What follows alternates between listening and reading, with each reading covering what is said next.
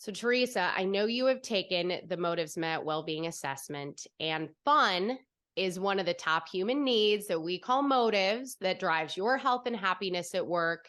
And given you help people to have more fun in life, both in and outside of work, and you help companies and leaders to bring more fun into the workplace, I would love to know, what does fun at work mean to you?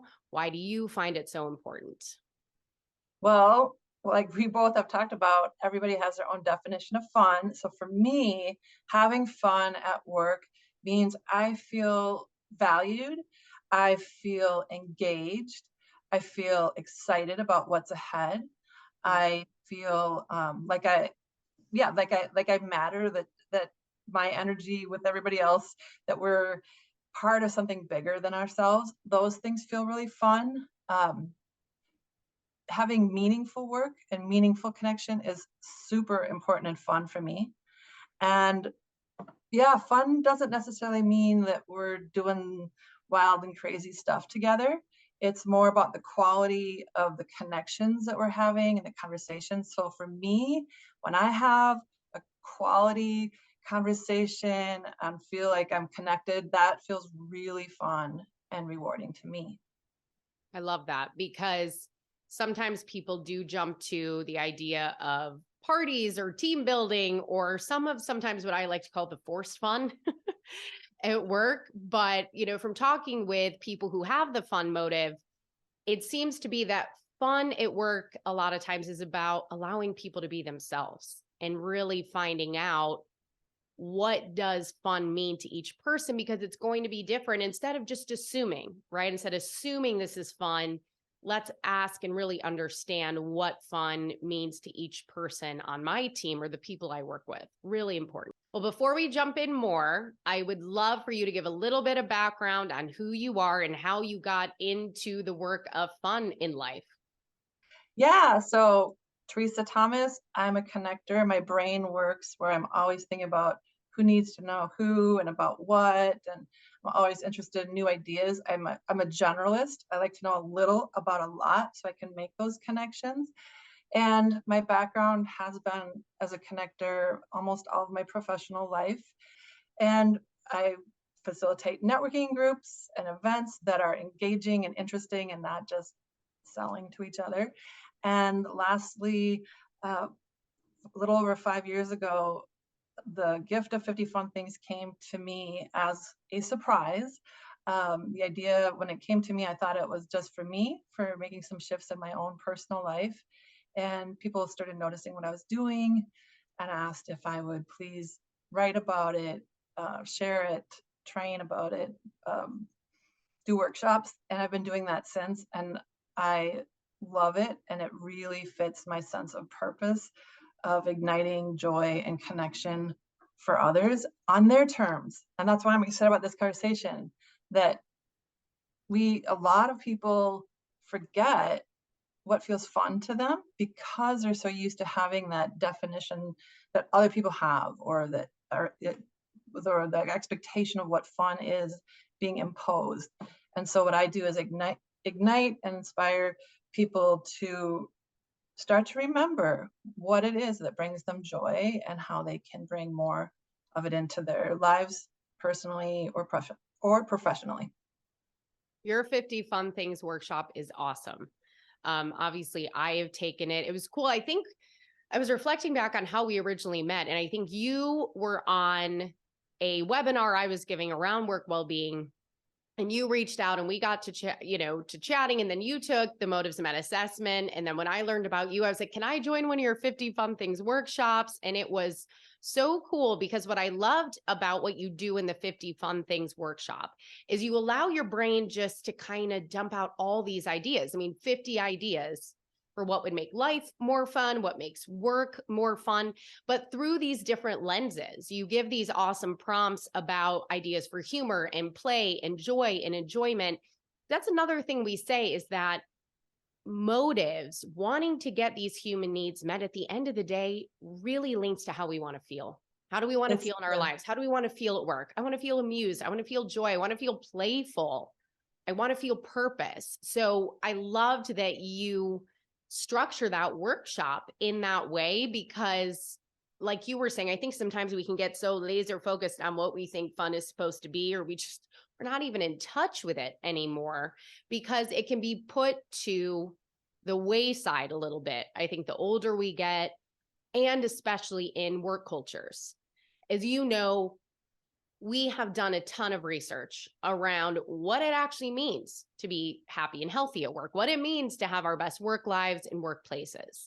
And what we discovered at Motives Met is that there's 28 of these human needs that drive well-being at work, that drive happiness at work. And what our research also showed is that everybody has needs that rise to the top that are more or less important in their work life, but fun is one of these pivotal motives. And one of the roadblocks to having our best work lives, to having our best work cultures, is that we don't always support what we call motive diversity. Sometimes certain motives can be dismissed, kind of overlooked, misunderstood, thought of as less important.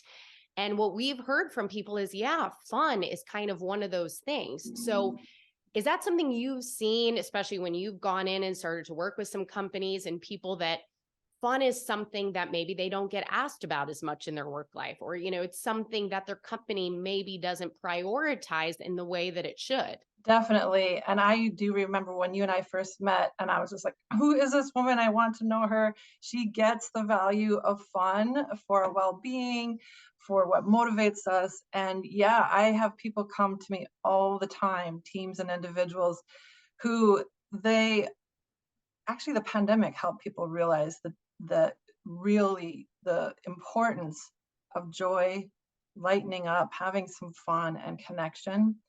And some surprising things that I've learned along the way, and I've seen from participants, is that fun is actually really important as a clarity tool. It helps us to decide what we want in our lives, like you said, how we want to feel. It's also a resiliency tool.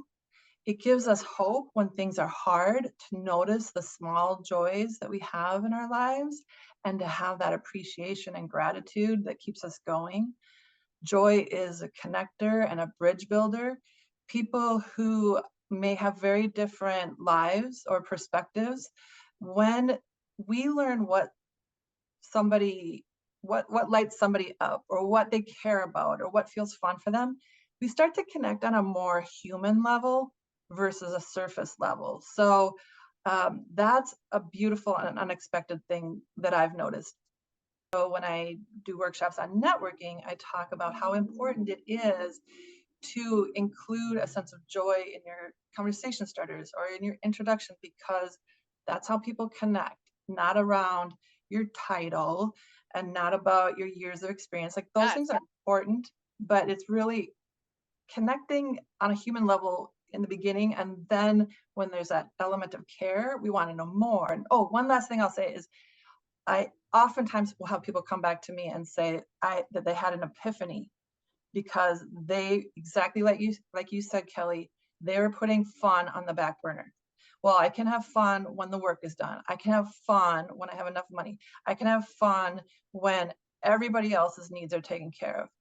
But none of those things will ever happen.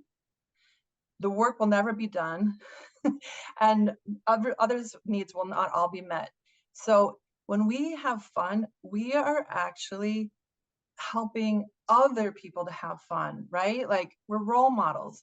Whether you're a parent or a friend or a colleague, if you're never lightening up, if you're never allowing joy, you're also setting an environment and a tone for everybody around you. Yeah, I mean, man, I have so much to digest in what you just said, because I am one of those culprits who can sometimes have the mindset, when the work is done, once I've earned it, then I can relax, then I can go do this enjoyable thing. And it's one of the really cool things I got out of your workshop. And I think I was telling you a few of the things that I'd kind of written down and brainstormed in the workshop. I have made part of my morning routine, and it's been awesome. And it helps me bring a different energy to my work. 1,000%. And it can be really easy to get caught up in the one day when this is done thinking, but then fun never happens Mhm. and you don't get all those benefits you just talked about, because there are so many benefits. And I mean, now in an amazing way too, it's like, you don't buy it. There's all this quantitative research on it that proves all of the benefits you were saying about fun. And one of the other things I really love in the way you approach fun is that you do it in an inclusive way. That fun should be flexible and inclusive, not forced. So allow fun to manifest in all those different ways instead of trying to put it in a box or do what some companies and teams do where it's on autopilot. I recently talked with somebody about their fun motive, and she said, "Man, every year in my company and in my team, it's the same thing. It's the same holiday party. It's the same holiday picnic. It's the same things that some of us truly dread and we do not find fun." But they don't ask us, do we find that fun? So those conversations, like you were saying, connect us at that human level to get to understand each other better below that surface, exactly as you said, to go, what really matters and what Yeah. doesn't matter. So if we want to meet fun at work, maybe we need to talk about it more. What would be just a few maybe general tips or one tip that you would give if I'm a manager or I'm a leader and I'm kind of like, yeah, maybe I'm one of those people who's been neglecting the fun motive a little bit, or I haven't really reflected on it. What's a way I could try to lead a little bit more fun, bring a little bit more of that into my work environment, my team, my culture? Yeah, well, I have 3 quick ideas, and that is again to be open to new ways of having fun. And it might just be stepping back, like, hey, team, we always do this every year, but you can blame the pandemic, really. You can say a lot has changed over the last few years, and we'd like to get your input. What would feel like a good thing for us to do as a team this year? And you'll find that you'll receive interesting ideas that you wouldn't have expected, and maybe not having to have them be really crazy ideas. So be open to doing things in new ways. Even, if you always do your meetings in the same way, maybe do it in a different location or do it outside if it's nice out. And the second tip is to involve all, whether that is a conversation starter to open up a meeting, or it's a confidential survey, however that works for your work culture, to create a conversation where you're involving all, and not assuming that, everything needs to be just for the extroverts in your team, but that includes everybody, and feeling that they are valued and connected. And then the other thing you can do is practice letting others lead the fun, right? So, one of the ideas that came up when I did the Reconnecting Workplaces event that I mentioned was that they talked about having different people lead lead activities or lead meetings or teach about the aspect of what they do, like have people come into your office and say, hey, this is what I love about my work, and this is what I do, and kind of like a show and tell, getting to know each other. There's lots of ways that you can let people take the lead and do things in a different way with how you're engaging in fun together. Yeah, absolutely. It's not even trying to put it all on you always. It's saying, yeah, let other people, you'd be surprised when you give people the opportunity to step up and lead some things, come up with ideas. They love doing that, especially people on your team who might be particularly motivated by fun, people where that's a top motive for them. And I love the idea of, again, these coming back to these simple things, because someone told me one idea they had come up with was the idea that in their meetings, kind of similar to what you were saying, hey, switch up how your meetings are done. They do one of their weekly team check-in meetings and they have everybody not on a Zoom, just on a phone call. And they say, everybody go outside. Go outside, whether you're on a walk, whether you're sitting on your patio, whether go somewhere that's enjoyable to you. And let's have this conversation. And what, how amazing is that? That changes the energy in the group. That makes it a lot more fun. Something that I have started doing on this newer team I've joined is they do these emotional check-ins at the beginning of meetings. And I find those really fun. I find that is a great way to connect with people and really an enjoyable way to kick off a meeting. So it can be all of these really simple things as well that can really bring a lot more play and joy and fun into work. So one thing that's super important as an individual, as a team, is to, when things feel challenging or mundane, ask yourself, is there any way to make this more fun? Because when you ask yourself that simple question, it opens up your creativity. You are able to problem solve with a different lens. And very often, just by simply asking that question, you'll find ways to not only make something more fun and less mundane, but likely more simple and efficient and effective. Yeah. Because over time, we make things really complicated. And if we say, how could this be more fun? We might be like, oh, wait, we don't necessarily need all these layers, or it doesn't necessarily have to happen in this way or with this particular vendor, or, like, it just opens up that thinking instead of always having the same thing all the time.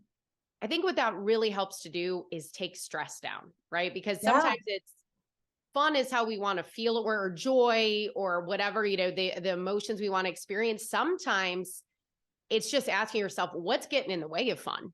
We're all being way too serious, way too stressed, way too. So if we can think more about how we want to feel, what would make this more fun, it can help come up with ways to de-stress, to kind of take a step back. Because a lot of times, the first question to ask is what is impeding fun? What is the obstacle getting in the way? And that can be a great place to start. This has been such a fun chat. And it was so fun that we actually got to meet in real life, just like, what I was it, know. like 2 months ago? So I love when that happens. Appreciate all your awesome insights. And if people are looking to, engage with you more, or, potentially bring your 50 fun things workshop to their group, which I would highly recommend, by the way, where can they find out more about you? Sure, you can go to 50funthings.com, which is just the number 50funthings.com. The A really good way to connect with me is on LinkedIn. That is always the most up to date and everything. And it's just fun for me to have a great connection with people on LinkedIn. So I would encourage either of those modes. And yeah, I'm so glad that we got to meet in person too. And really, the lesson and the two of us meeting is connected with fun. And it's to try new things, take risks, reach out. The worst that somebody could happen is to say no. I happen to be in California and just reached out. I'm like, okay, it's a long shot that you'd happen to be available on this particular day. And it worked out. And if nothing else, didn't it feel fun to know that I was thinking about you? Like when So somebody true. else notices someone and it's like, Yeah. hey, wouldn't this be great? Okay, even if you couldn't stand me, right? Which I think you like me, but even if you stand me, it would feel good, like, oh, that I matter to that person. Oh, how sweet. They reached out. It's just like a little 10-second day brightener. And so I encourage people to give those compliments, to invite those connections that you want to get to know. And the worst that can happen is it doesn't work out, but you've established, you've put out there what you want and how you want to feel. Love that. Well, thank you again. And I know this won't be the last time we chat, so we'll talk soon. That sounds great. Thanks, Kelly.